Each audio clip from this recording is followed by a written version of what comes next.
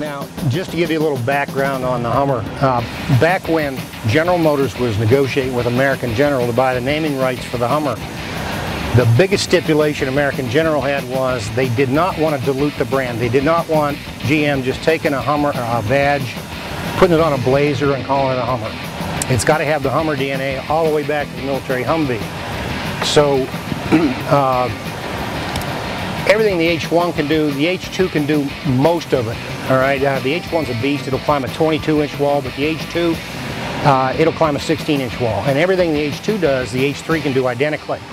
And that's what we're getting ready to do right here, is we're going to climb up over this wall. Now, at this point in time, I'm in 4 high open, which is your everyday dry pavement driving mode. 4 high locked is for slippy situations, snow and ice, sand, mud, gravel. But it's really effective on rain slick roads. If there's enough water on the highway that you're afraid that you're going to hydroplane, you can go into this up to 45 miles an hour as you're driving. If you're over 45, this light will flash for 10 seconds. It'll give you time to slow down to get into it. Until you actually use it in that situation, you are really not going to understand how much more control it gives you. 4 low lock, that's your off-road mode. You got to be stopped, gear shift in neutral. You dial it in. It's done. It's all electronic, no messing with the wheel hubs outside, no levers to throw inside. Now, all 4 wheel hubs are geared, and the gearing in the wheel hubs actually doubles the torque from the engine to the wheel in 4 low lock. In 4 high open, this engine's putting out 415 foot-pounds of torque. In 4 low lock, it's putting out 830. I'm going to turn the air down just for a second so we can listen to the engine, because it's not even going to break a sweat. It's just effortless for it. Now, our track was built to Hummer specs, and by Hummer specs I mean the Hummer's approach, breakover, and departure angles, which are the highest of any production 4-wheel drive vehicle on the planet. That means you can bring a Range Rover in here, a Land Cruiser, Pathfinder, Jeep, Toyota FJ. I really don't care what it is. If it makes it up over the wall, it stops right here, because their front end's going to catch and their back end's going to catch. A little more air here. And our track, you know, it doesn't look that impressive when you're walking around a lot. It looks like part of the landscape. But that's only until you get on it.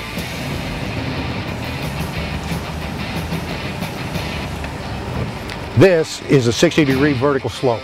And when you're on it and you look out the windshield, you got nothing but sky and a big balloon up there.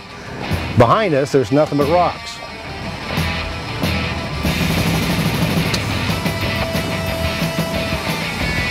Now right here, we're getting ready to get down the same slope we just came up, and at the bottom is a V-notch where it comes right back up.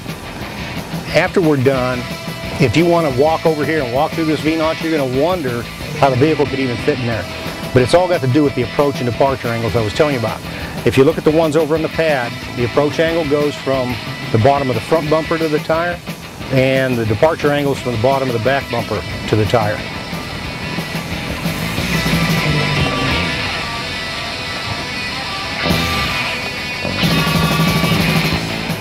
It always looks like it's going to eat these rocks right here, but it never does.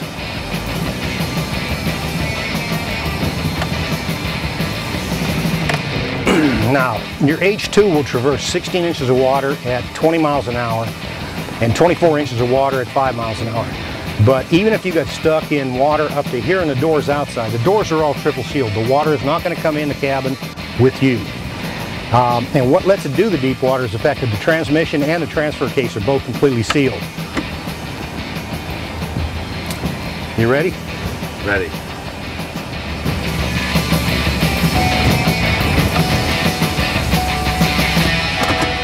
More fishies. Okay, and we can open the door. You can see how deep the water is here.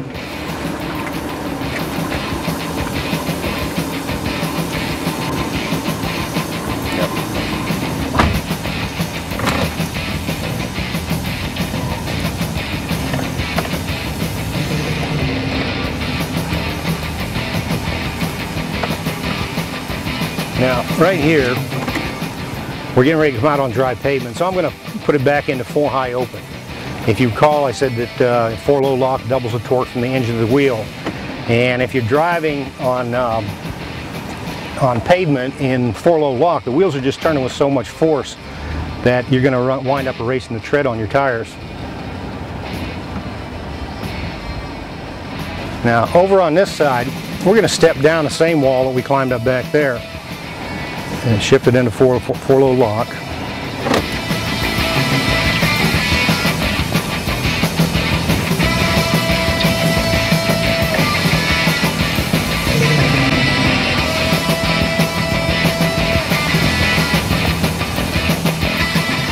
Okay, this is a 40-degree side slope right here. I didn't see what you drove in, but if you could get it in here and get it on this side slope, right now it would be on its roof. And what lets the Hummer sit like this is the fact that it's, you know, the wide track of the wheels, the long wheelbase, and the fact that the wheels are out to the corners of the vehicle.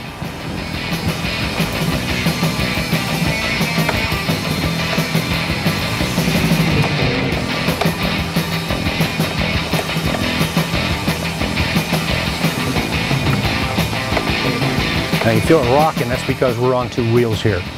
If you wanted to, you could get out, walk around back, you could push on the back bumper and rock this thing up and down. And what it would show you is how rigid the framework is. It's what's called a fully boxed ladder type frame. Typical car truck frames are a C-channel, shaped like a C, open on one side. This is a full box the whole way around. And what it means to you is there's no torsional twisting in the body. And where that's important is where the off-road, where the terrain's uneven.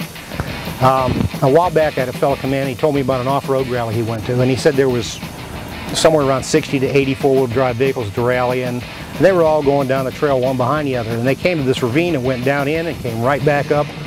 He said the problem was, it's kind of like that V-notch back there, the problem was that it went down in at one angle. When it came back up, it was almost the opposite angle. And he said every non-Hummer vehicle that went through the ravine, the torsional stress on their bodies was so great, their side glasses just shattered and fell out. It cannot happen in a Hummer. As a matter of fact, if this body were torqued at all right now, I wouldn't even be able to open this door, let alone close it again. And now here I've got one more thing to show you. Off to our left as we're backing up, you're going to see three sets of rollers. I'm going to pull onto them, and I'm going to show you what this can do with traction just to one wheel.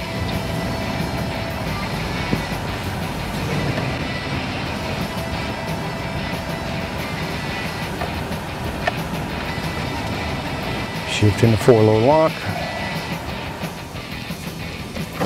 Now, if you listen, you're going to hear the wheels spinning.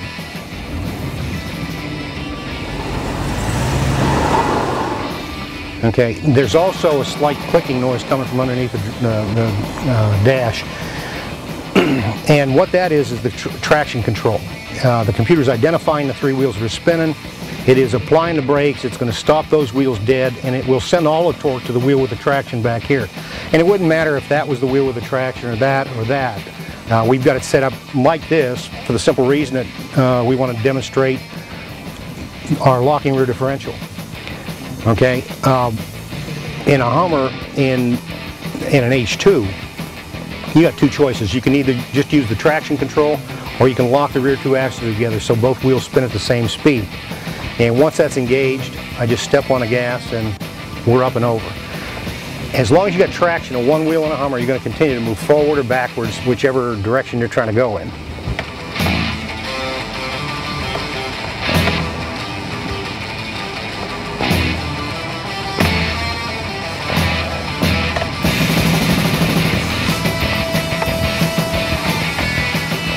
Now, this was supposed to be the same 40-degree side slope as the other side over here. For some reason, it came out to be a little more than 45. And the weird thing is, if you read the owner's manual, it'll tell you 40 is the maximum. Well, obviously 40 is not the maximum, and 45 is not the maximum. And I don't particularly want to find out what it is. I just know it's not one of those two.